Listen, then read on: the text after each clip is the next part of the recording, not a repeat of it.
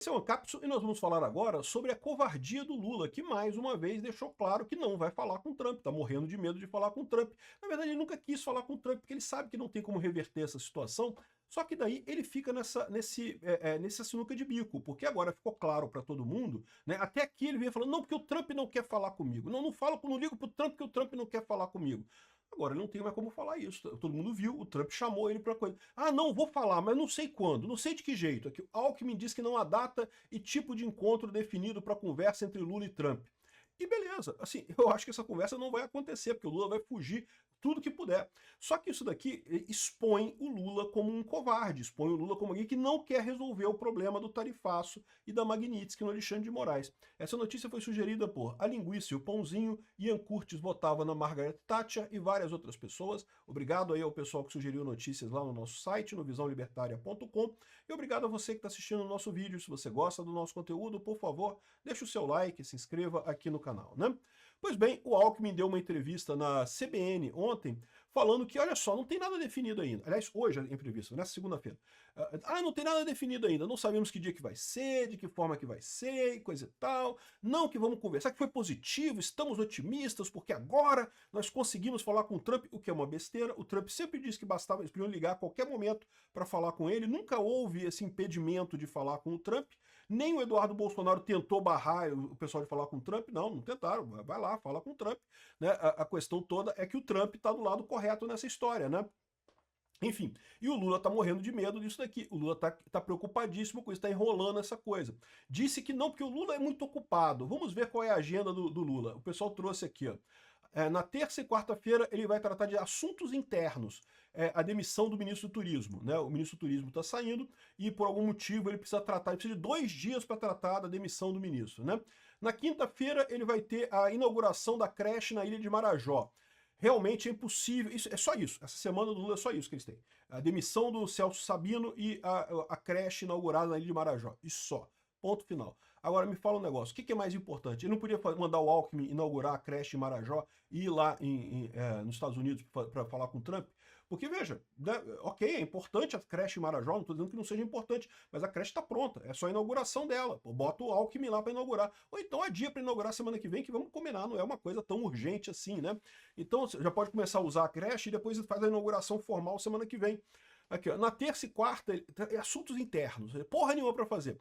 Ontem ele fez uma corridinha, imitou o Peter, né? Ele viu minha corridinha que eu fiz no último final de semana, eu corri aqui a corrida das estações, etapa primavera, não, etapa inverno, etapa outono, né?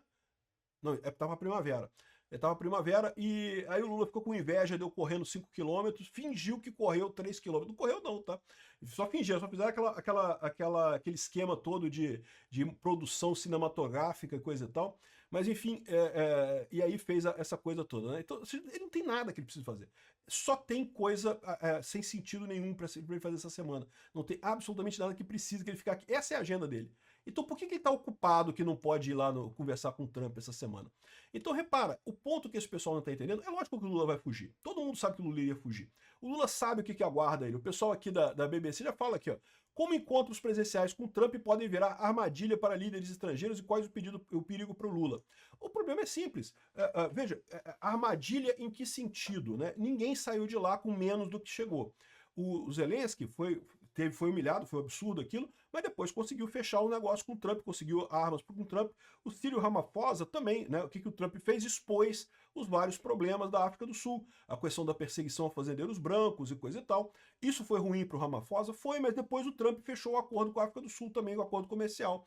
Então, assim, essa é a ideia. O Trump quer expor os problemas. Certamente o que vai acontecer nesse encontro presencial do Lula com o Trump? Eles vão levar os problemas todos. Pô, por que está perseguindo o Bolsonaro? O que tem nessa história toda aí?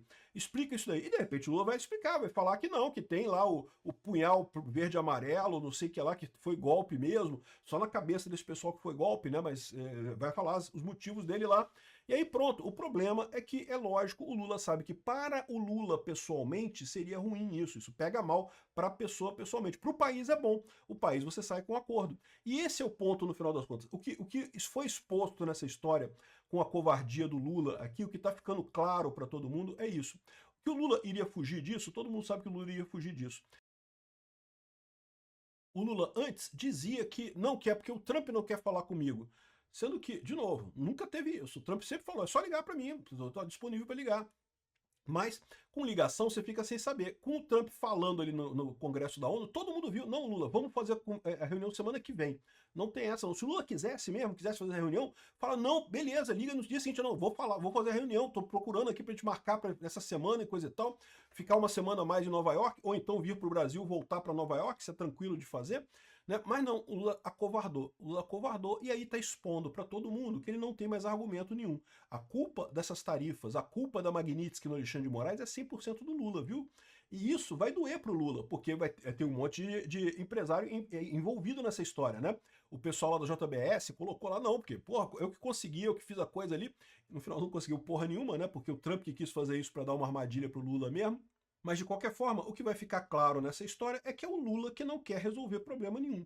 E se o Lula não quer resolver problema nenhum, é porque o problema não é tão grave assim, você concorda? O Lula tá chorando pros quatro cantos aí que não, porque o Trump botou as tarifas, que absurdo e não sei o que lá. Tá, Lula, mas o Trump falou pra você conversar com ele lá. E aí? E você não foi? Então, o que explica isso daí, né? Então, essa aqui é a agenda do Lula essa semana. Não tem porra nenhuma para fazer, coçar saco o dia inteiro. E mesmo assim ele não vai para os Estados Unidos. Então é o aviso aí para o pessoal da JBS, para os empresários, para o pessoal lá da Lima Magnitsky lá no STF, para o Barroso, para o Gilmar Mendes, que falaram, não, que o sacrifício pessoal, que não sei o que lá, que o Xandão tá todo machucado por dentro, não sei o que lá. E o Lula, meu amigo, não quer nem saber. O Xandão, o Lula tá cagando para você, viu? Presta atenção nisso daí. Aprenda que esse pessoal, evidentemente, que vai te descartar na primeira oportunidade, né? Essa é a lição que se tira dessa história aqui. Obrigado por assistir o vídeo até o final.